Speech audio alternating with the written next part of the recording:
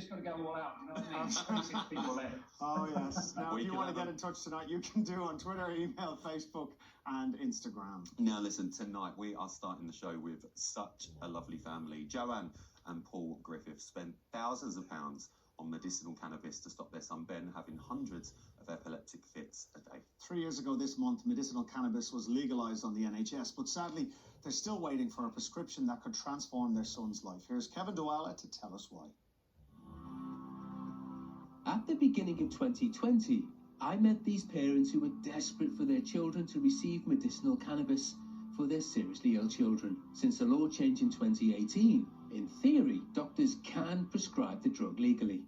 Now, 3 years later, those same parents are still campaigning. They say they're still being denied access to the drugs through the NHS that they feel can make all the difference to their children. Campaigners say about 100 families are affected. Among them are Ben Griffiths and his mum Joanne.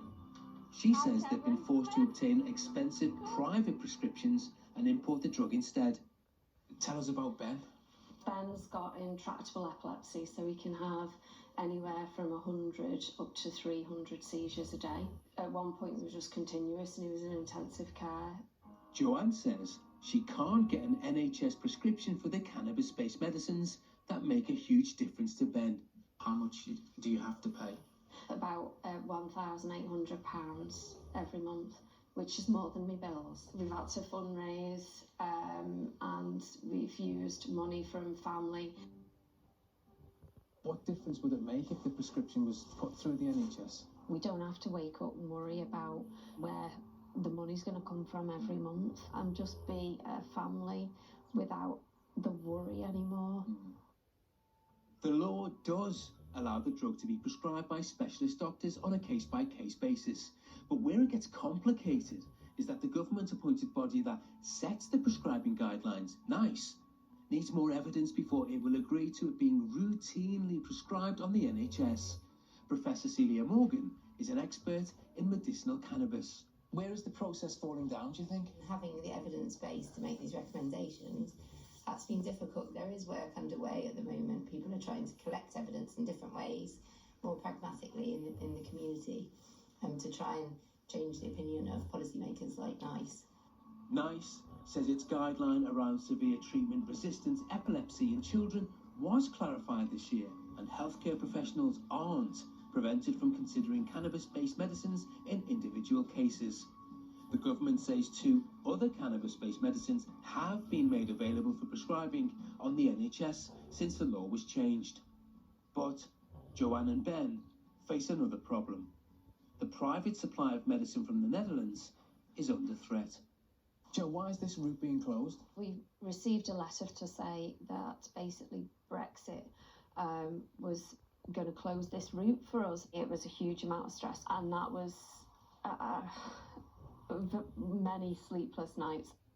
For now, an agreement has been made to maintain supplies, while a company in Glasgow is working to produce the medicine in the UK. It could be a lifeline for families unable to get medicine supplies from the EU.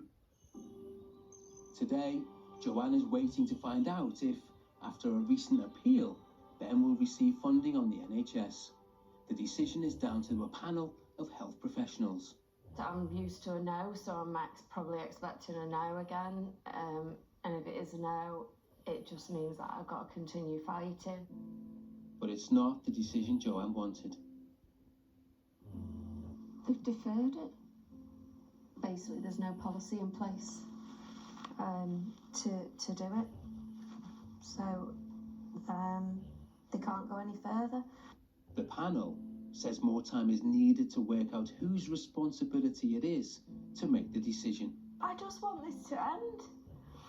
Not just for me, but for the other families. We've just had enough.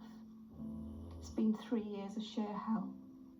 It's been a long wait for Joanne and Ben, but they are determined to fight on.